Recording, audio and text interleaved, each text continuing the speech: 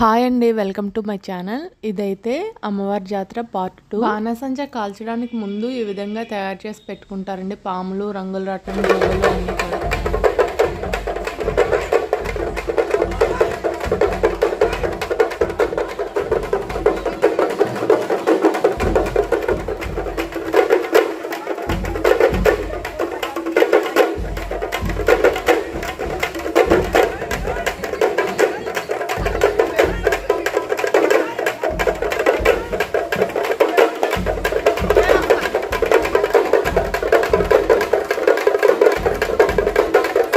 ఈ చెట్టు ఆలయ ప్రాంగణంలోనే ఉంటుంది. దీని వయసు ఒక 200 సంవత్సరాలు అయితే ఉంటుందంట. అక్కడ ఒక పెద్ద ఆయన ఇవన్నీ చెప్పారు నాకు. వీటితో పాటు చాలా విషయాలు చెప్పారు. కొన్ని అయితే మొన్న వీడియోలో చెప్పాను కదా, ఇప్పుడు ఇంకొన్ని అయితే చెప్తాను. ఇప్పుడు బాణసంచా అయితే కాలుస్తున్నారండి. ఆ వీడియో అయిపోయిన తర్వాత మా ఊరి కోసం కొన్ని విషయాలు అయితే చెప్తాను.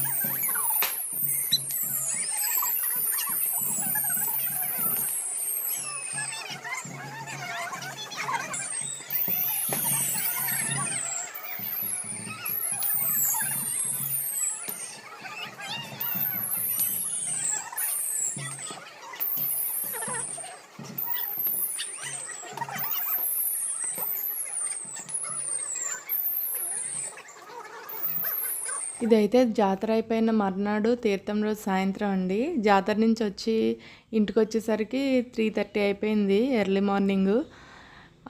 అందుకని తీర్థం రోజు మార్నింగ్ అసలు ఏమీ షూట్ చేయలేదు. లేట్ అయిపోయింది, నిద్రలేసేసరికి 10 అయిపోయింది. అప్పటికే నైవేద్యాలన్నీ పెట్టేశారు. బూర్లు గారెలు నైవేద్యం అయ్యి జాతర అయిపోయిన మర్నాడే పెట్టుకుంటారండి అందరూ.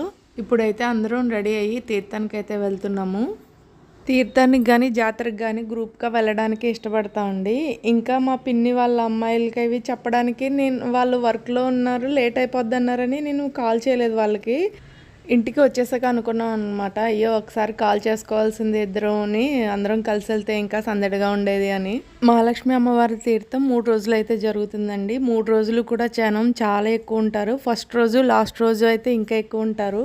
మేము 3 రోజులు కూడా వెళ్ళడానికి అయితే ట్రై చేస్తామండి, కానీ ఈసారి నాకు కుదరలేదు. ఓన్లీ ఫస్ట్ డేనే వెళ్ళాను, మిగతా 2 రోజులు వెళ్ళలేదు. థర్డ్ డే అయితే తీర్థంలో వస్తువులన్నీ మంచి మంచి వస్తువులన్నీ తక్కువ రేటుకి ఇస్తారని థర్డ్ డే కంపల్సరీ వెళ్తాము. ఫ్లిప్కార్ట్, అమెజాన్ ఇలా ఎన్ని ఆన్లైన్ షాపింగ్లు వచ్చినా కూడా తీర్థంలో కొనుక్కున్న వస్తువు తీర్థంలో కొన్నదే కదా, ఆ హ్యాపీనెస్సే వేరుగా ఉంటుంది.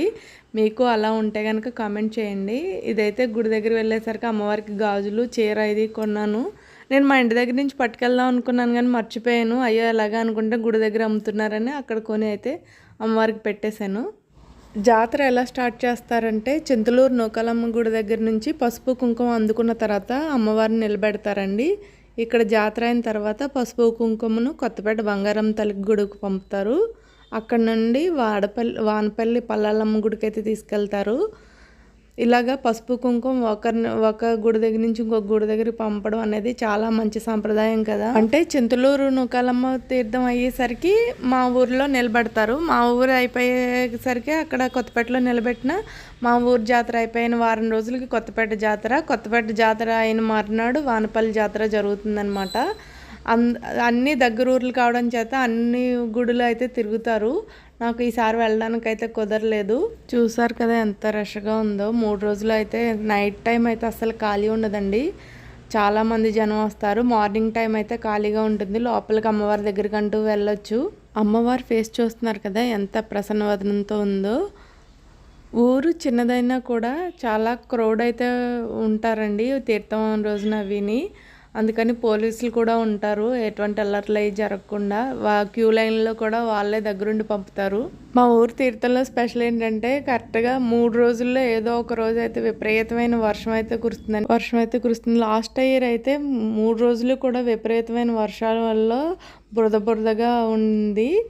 ఈసారి జైంట్ వీల్ కూడా పెట్టలేదు, ఎందుకంటే లాస్ట్ ఇయర్ వర్షాలకి ఎవరు జైంట్ వీల్ అయ్యి ఎక్కలేదు. కానీ ఈసారి 3 రోజులు కూడా వర్షం లేకుండా చాలా బాగా ఉందండి. తీర్థం అయిపోయిన మర్నాడు అయితే అంటే 4వ రోజున విపరీతమైన వర్షం అయితే వచ్చింది. అది నిదర్శనం అనమాట. మా ఊర్లో ఖచ్చితంగా అమ్మవారి తీర్థం అయ్యేసరికి 3 రోజుల్లో కానీ 3 రోజుల తర్వాత కానీ ఖచ్చితంగా వర్షం అయితే వస్తుంది. మా చిన్నప్పుడైతే ఈ తీర్థం కోసం సంవత్సరం అంతా ఎదురు చూసేవాళ్ళం అండి, ఎందుకంటే తీర్థంలో దొరికే రబ్బర్ బ్యాండ్స్, క్లిప్స్ అన్నీ చాలా వెరైటీగా ఉండేవి. అందరూ మా ఇంటికి వచ్చిన చుట్టాలందరూ కూడా కొనుక్కునేవి తీసుకెళ్ళేవారు. ఇప్పుడు షాపింగ్స్ అయ్యి ఎవరు పెద్దగా ఏం చేయట్లేదు. నేనైతే అసలు షాపుల వైపే చూడలేదు, అలా నడుచుకుంటూ జనాన్ని చూసుకుంటూ వచ్చేసాను.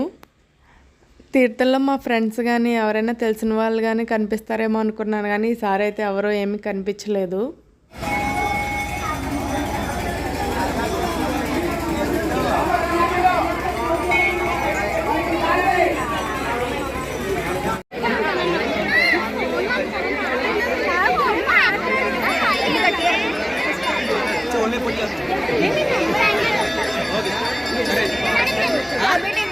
రంగుల రత్నం అంటే పిల్లలందరికీ చాలా ఇష్టం కదా, కానీ నాకు అది తిరుగుతున్నప్పుడు చూస్తేనే కడుపులో తిప్పేసి వాంతులు అయిపోతాయి. అందుకని నేను అసలు దాన్ని చూడను తిరుగుతున్నప్పుడు, కానీ అసలు ఎక్కడానికి కూడా ట్రై చేయను. మీలో అందరికీ చాలా ఇష్టంగా ఉండుండొచ్చు కదా. చిన్నప్పుడైతే అందరూ ఆ గుర్రాలు ఎక్కడం కోసం ప్లేసులను ఎత్తుక్కుని మరీ ఎక్కేవారనమాట.